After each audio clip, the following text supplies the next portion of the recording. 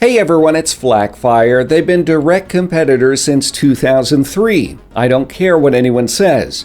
FPS titans Battlefield and Call of Duty go toe-to-toe for the holiday dollar almost every year, and last year wasn't a great one for Battlefield. Battlefield 5 saw weak sales, while Call of Duty had a solid entry with Black Ops 4. Activision looks to keep that momentum going in 2019 with Modern Warfare, a soft reboot of the popular Modern Warfare series that began all the way back in 2007. Now we just got the full multiplayer reveal for the game, and frankly, there's a lot that should have EA concerned. So for this video, let's look at 4 reasons Call of Duty Modern Warfare has EA in full panic mode right now. And if you don't believe me that Modern Warfare is out to do damage to Battlefield's player base, this is what the former Battlefield marketing manager tweeted just the other day. Quote, "Can guarantee that Call of Duty is going to go full Battlefield as time goes. EA DICE will need to step it up. Enough with the visual focus. People care about gameplay." End quote. Oof, shots fired. So let's begin. First up, Call of Duty and Activision are apparently tossing a lot of politically correct stuff out the window. EA and Battlefield 5 were put through the ringer for their presentation of historical events and women, while Modern Warfare is set during modern times and focuses on the blurred lines of combat today. It's also set in a fictional country called Urzikstan, which lets developers run wild with pretty much any scenario without worrying about interpretation or misrepresenting the conflict. From there, Modern Warfare will force you to make choices that will have you wrestling with your emotions and morality. Activision describes it as a, quote, "incredibly raw, gritty, provocative narrative that brings unrivaled intensity and shines a light on the changing nature of modern war," end quote. We know the single-player campaign involves a lot of things that would make many uncomfortable. Child soldiers, shooting women, gas attacks, violence against unarmed civilians. I haven't had hands on the game to give you impressions, but the few that did have conflicting feelings. They all agree on one thing, however: it's gonna get ugly. Ugly isn't a word that you can use to describe a game like Battlefield 5. It's a visually beautiful game, and the game's single-player war stories lack any real moral conflict. It's just you against the baddies. The only time we really begin to question the motivations of our character is during The Last Tiger, which puts you in the jackboots of a German soldier. It all feels very sanitized, clean, and almost PG. The horrors of war are largely absent, and it doesn't really feel believable. There's no gut punch, there's no remorse. It is an entertaining game that takes you on an adventure, but in my opinion, the best war games leave you wondering if the conflict was worth it all in the end. Call of Duty Modern Warfare is pulling no punches. Rather than looking for ways to smooth over the uncomfortable side effects of war, Activision and Infinity Ward seem to be running headlong into it. In one mission, you play as a child, forced to defend themselves against marauding soldiers who shun the rules of warfare. In another, you raid a London flat in a mission full of life and death decisions. However, even this has been tempered a bit according to media outlets. Modern Warfare devs say they've cut a couple of the more disturbing scenes, but what's left is still pretty gritty. "We get dirty so the world stays clean" is a quote uttered by Captain Price in the game's reveal trailer. Now, how dirty you get seems to be player determined. You have to decide right and wrong with a split-second notice, and Modern Warfare will supposedly punish you if you perform poorly or make choices not in line with the Tier 1 operator. Regardless, what you see when playing Modern Warfare is designed to get under your skin. This isn't the first time Call of Duty has taken this approach. In Modern Warfare 2, developers let players loose in an airport, while we had to watch a family die in Modern Warfare 3. With the new reboot, it's sure to be talked about and debated by the media in the months following the game's release. The next reason EA is sweating are the 100-player battles. Battlefield 5 was locked at 32 v 32. 64 players is what that franchise is known for after all, but that was a benchmark years ago. Technology has changed and evolved. Black Ops 4 even managed 100 players in Blackout, while Battlefield 5's Battle Royale mode, Firestorm, remained at 64. This was a valid point of criticism when the game mode was announced, and some players wrote it off as half a Battle Royale. Modern Warfare's Ground War game mode is set to feature more than 100 players, and that is something that's going to appeal to a lot of Battlefield fans. What's more, Modern Warfare seems to be hitting all of the game modes from the massive 100-player battles all the way down to its traditional 6v6. Activision has confirmed Modern Warfare will also feature 10v10 and 20v20 battles. Call of Duty is even going after Battlefield's magic number, announcing a 64-player 32v32 mode. For the longest time, player count was Battlefield's claim to fame. It's what made it stand out from the competitors. Sprawling maps and sandbox gameplay were built around that magic number.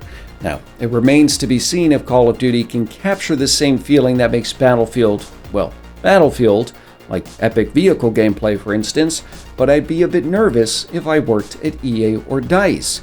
It seems Activision is going right for Battlefield's jugular after a weak year and no new franchise release in 2019.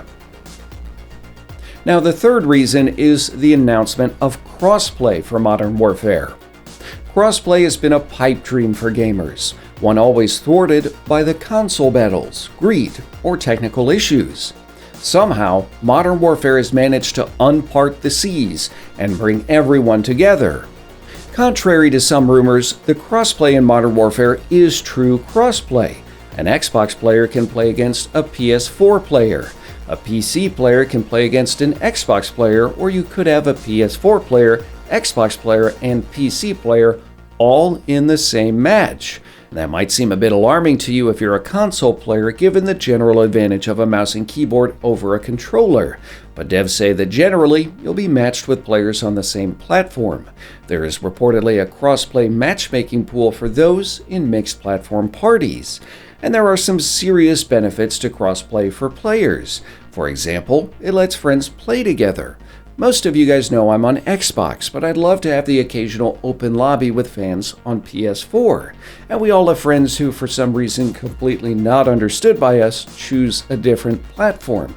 With Modern Warfare, that no longer matters, and that is something that's truly exciting. There's also another reason crossplay is really important. It gives Infinity Ward the ability to pool players if a particular mode isn't populated as much as the others. This is an issue that has directly impacted Battlefield 5. Certain game modes have been removed, or they're on a rotation because they're not well populated. Firestorm's duo mode has been AWOL for months because the player base apparently isn't big enough to warrant it. Had Battlefield 5 included crossplay, it's highly likely devs could have pooled players from all platforms to make sure the population was enough for healthy matchmaking. And the same goes for players in different regions. For example, I've heard it's difficult to find matches for certain modes in Battlefield 5 if you're located in some place like Australia. By opening up matchmaking to all three platforms, finding players for games would get much easier.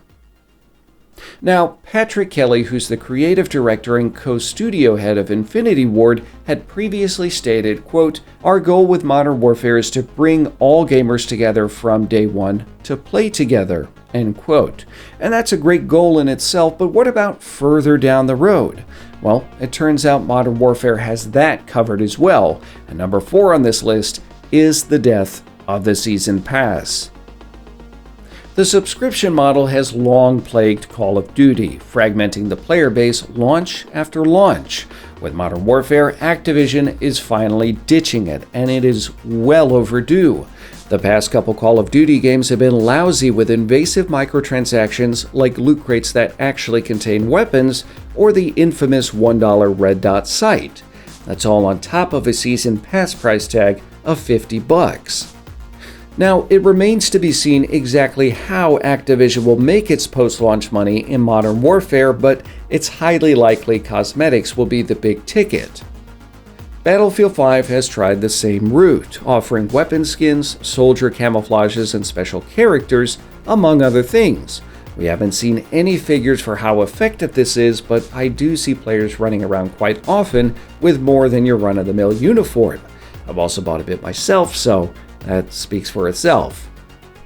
The big question is if Activision can actually do a live service properly.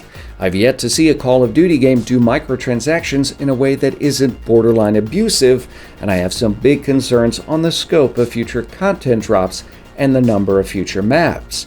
I'd be lying if I said this isn't partly because of the underwhelming Battlefield 5 post-launch support.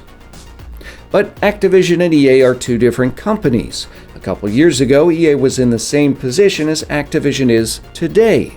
Advanced Warfare was announced to crickets while Battlefield 1 absolutely stunned the internet.